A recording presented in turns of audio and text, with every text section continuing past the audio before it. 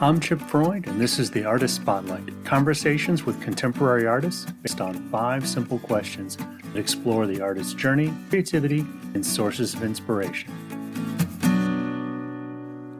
Welcome to this episode of the Artist Spotlight. I'm Chip Freund, and today we're joined by Sara Roberts, a mixed media artist based in North Carolina. Sara, welcome to the podcast.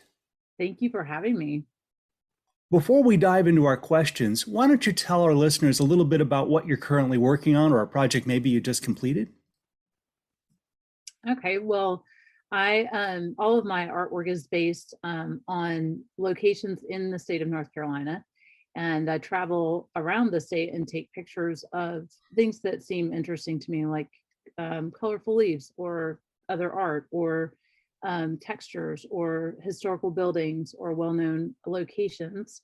And so I have in my studio, I have boxes of pictures that are sorted by color, and I go through those to decide what goes into the actual artwork. So currently I have about 6 paintings that are in progress that I paint the background in acrylics, and they're all mostly mountain scenes because they're based on what I did this summer.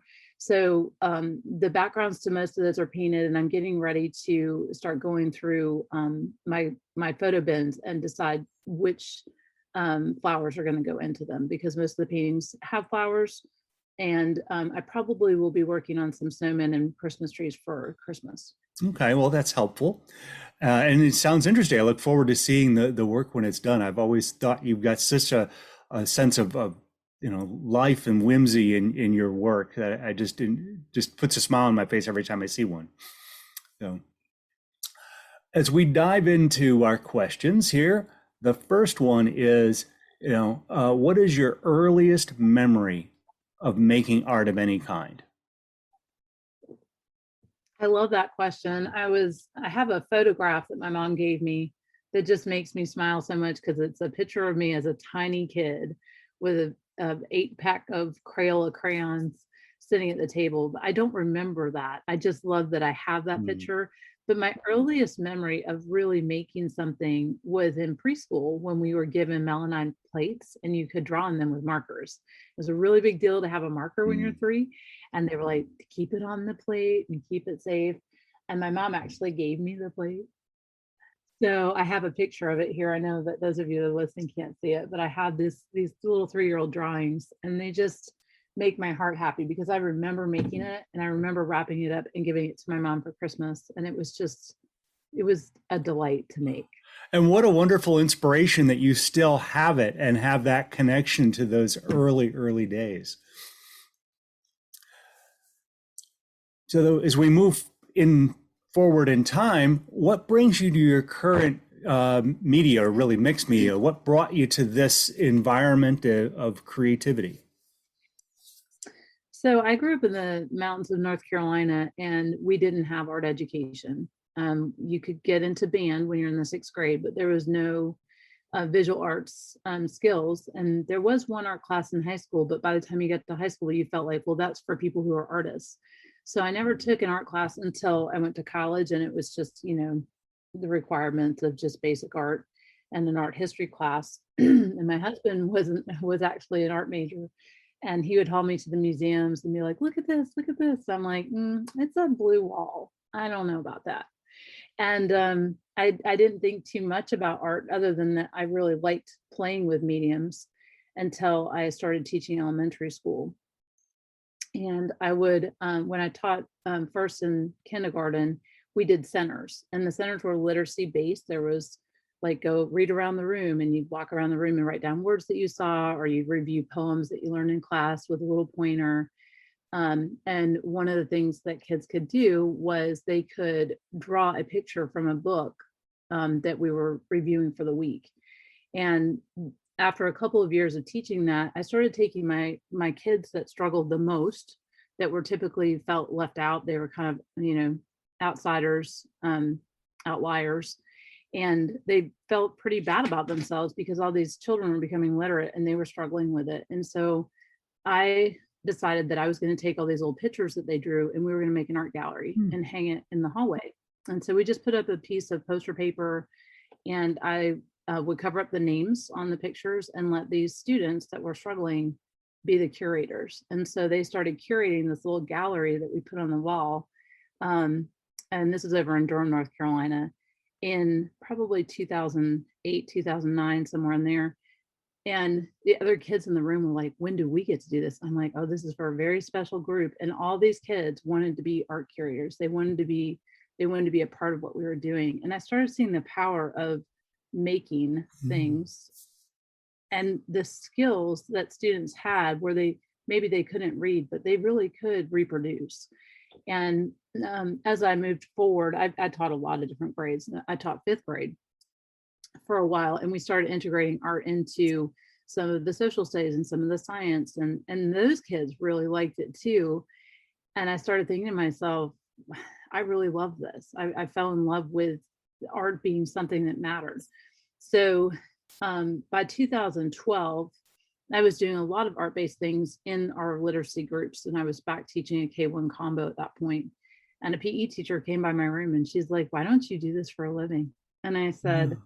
because I've got three little kids and I can't possibly go restart school. And she's like, no, no, no, you can go get your art add-on. And I was like, what? Tell me more. So I looked into it and it was true. You could go take the art praxis, but you had to be able to pass it. And I had had no art education. So I spent a year of my life with every app that would go on the iPhone about art history, about art making, about art materials. I had stacks of praxis cards and I studied for an entire year, and went and took it and passed it the first time around. And as part of that praxis, it was not just knowledge of art or art history, you had to make art. Mm. And so I was forced into going, well, geez, what do I make? I'm not a maker. I don't do this. And so I started just playing. And I made it was kind of like a whimsical driftwood piece that had things that hung on it, something that maybe you could hang outside. It had rocks that my children had collected and fishing line. And it was just this kind of jumbled piece that was really interesting, but I didn't fall in love with the process of making it. And then the other piece that I made for that praxis was I got a canvas and I painted it in brown. And I wanted to put bright colors on it, but I didn't know what. And I started thinking about how many photos I have. And I literally have, I think, 100,000 plus pictures on my hard drive. And and I started thinking about Our State Magazine. And Our State Magazine is a North Mhm. Carolina based magazine where all the pictures in it are from North Carolina. And I had many of those magazines. And so I started going through them and just pulling out pictures. And they were so full of like vibrant rainbow colored things that were so beautiful. And I was like, I want to do something with this. And so I started thinking about, well, what could I put into this piece for this praxis? And I finally settled on this little, it was a little bird shape cutout. So I started cutting bird shapes and then I put them in rows onto this canvas and called it Birds of Carolina. So they were little bird shapes with the photographs of different places in North Carolina Oh. inside of them. And it turned out really great. Like somebody saw it and they wanted to buy it from me. I'm like, no, this is the genesis. I have to, kind of stay with this. And so for a long time, I just loved that idea. And I started making other pieces that had, photographs on them that were from our state. But that process is very challenging because of the paper is so Mm. thin and it wants to ripple and and to get it into rows is really, really challenging. And so one day I was like, this is silly. Why am I not using my own photography? So that's when I started printing my own pictures and sorting them into colors. And for a long time, the artwork was all like cheer wine bottles repeated or dogwood flowers repeated. So they were all things from North Carolina that were repeated. And eventually I was like, I think I want to do something else. So I started using locations in North Carolina that were representative of the beach or the Piedmont or the mountains, and then putting objects in them. Most of the time it's flowers because that's what I love.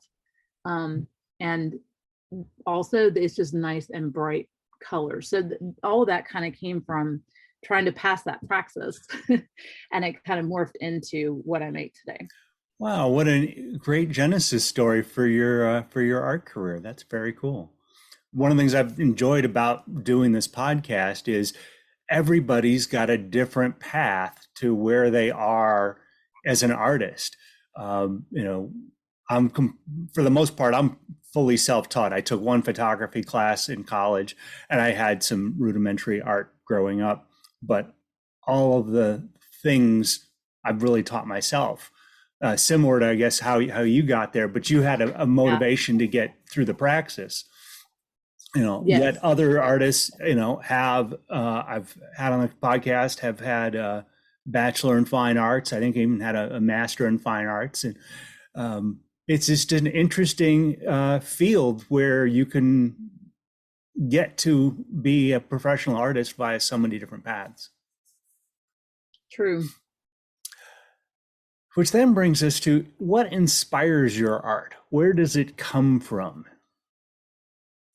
So I've already mentioned that it's all North Carolina based. I moved to North Carolina when I was in the first grade, and I lived in the Piedmont up by Hickory in North Carolina. And then we moved to Franklin, and I stayed there until I was a senior in high school. And then we moved away. I went to college in Minnesota. We lived in Arizona and California. And when my husband and I had two of our kids, we're like, don't want to stay out in California raising kids. And I was like, well, I was a governor's page in Raleigh, North Carolina. It was pretty great. And so we decided to move back here, and we ended up moving just north of Wake Forest. And we've been back here for almost 20 years. So a lot of my life has been spent in North Carolina. And we grew up in a family that really didn't have a lot of means. And so our entertainment was being outside. I mean, we just spent all of our time in the woods, climbing trees, catching crawfish. If we went on vacation, it was tent camping, you know, and every once in a while we go all the way to the Outer Banks, which was a really big trip. It was like 7, 8 hours in a car. And so a lot of my time was spent outside, and I just adored knowing the name of a new plant or learning about a new animal or what their habits were. And so I just had a love for that. And it was my entertainment growing up. So part of coming back to North Carolina was just remembering all of those positive things about our state that were just so beautiful. And so when I started making this art and using my own photography, it made sense to use the photography that was all around me. And I have made pieces for other people out of state that are focused on their area. So like I did a Minneapolis one for a friend, and the photos from in that piece were all from Minneapolis, were all from Minnesota. So I've done that for other places, but my focus primarily is here in what's all around us. And you know, I think that a lot of it comes from finding joy in small things. When you can find beauty in a leaf laying on your sidewalk, or you can find joy in just someone else's artwork that's so vibrant and beautiful, and you can zoom into a small piece of that and just capture it in a new way. All of those things, it's accessible because I can drive to it and I can get to it without having to go very far. But I also, when I go on vacation, even if it is further away, I just delight in being able to look back at my photos and be like, you know, that was just remembering all the good things about taking a break from regular life and spending time with friends that matter. So all of those things tied up into this, because each of the flower pieces that go into the artwork are a different photograph. And if it's not flowers, then, you know, sometimes it's umbrella pieces for like a beach, or sometimes it's animals like octopuses and seahorses and things like that. But each part of that is a really, like, when I'm making it, all I can think is like, yeah, that was so great. I remember when I went to, you know, UNCA, and they had these incredible fiber arts pieces there, and we were on a college tour, or I remember all of those things as I'm making. And so it's very delightful to work because it's just filled with really positive memories, and it's all tied together by being a part of our fantastic state. Well, cool. Uh, Clearly taking your love, but you then become a great ambassador for the state. I too am have come to North Carolina. I did not, was not raised here, but came for vacations as a kid from Ohio. And when we had an opportunity to move down here about 20 years ago, we did the same. It's just such a wonderful place to live. What advice would you give to an artist just starting out, wherever they are in their journey? But they're in the beginning of it. I would say to anyone out there that is really inspired to create, to not give up. This is a very self-propelled profession. It's things are, don't expect things to fall into your lap. You have to pursue, you have to market, you have to keep going after things. You have to apply with the expectation that you probably won't get into 98% of what you apply to. And that it's a very opinion based profession, and somebody can love what you do and somebody else might dismiss what you do, but it doesn't make it any less. So I would say persevere, get yourself out there, market the heck out of yourself, apply to everything that you can apply to, and keep finding something that is your own. And my process is collage, and people have collaged for hundreds of years.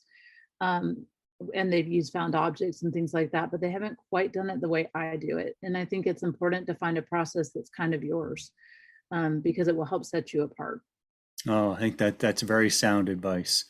The idea that you'll be discovered is a fallacy. You've just gotta work. You gotta put it out there.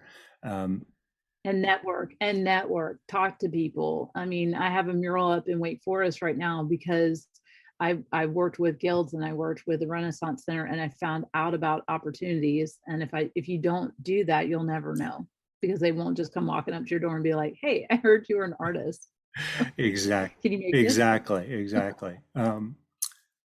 Well, good advice there. And that brings us to our last question, which is, what artist would you have our listeners go check out? Well, my inspiration, and I still give a little ode to her in my own paintings, is Jane Filer.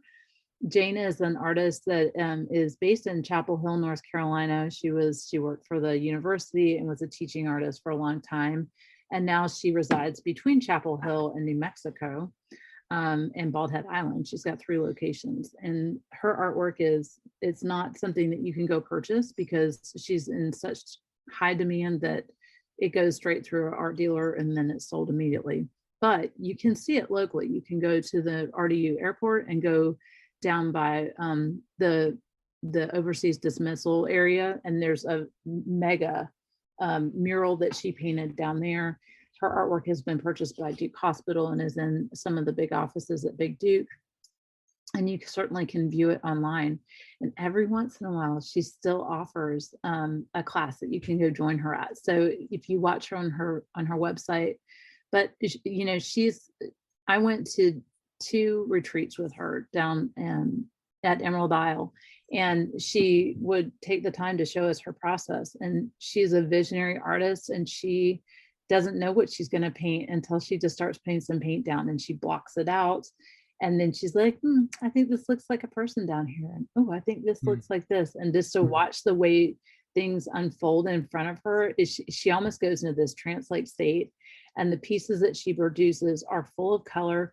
They're also very North Carolina based. You can tell if she was at the ocean when she painted one. You can tell if she was in Chapel Hill when she painted one. But they're full of whimsy and personification and joy. And it's just a really unique style that I would recommend anyone go check out. Excellent. Love to have that tip. I look forward to exploring it. I'm sure I've seen the piece at the airport. I just haven't connected the dots on that one. So thank you.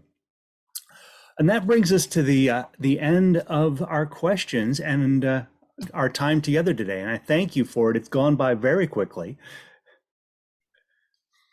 And I hope you've enjoyed it as much as I. Oh, this has been fantastic. Thank you so much. Okay. And for our listeners, if they want to check out your art, I know it's available at the Cary Gallery of Artists because we share that together. I believe you're also on Facebook at Sara Roberts Studio. Sara Roberts Studio on Facebook and on Instagram. I also am a guest teacher at the Renaissance Center in Wake Forest, and I have my art up there oftentimes as well. Excellent. Well, again, thank you. This has been another episode of the Artist Spotlight. Please tune in next time as we encounter yet another North Carolina artist.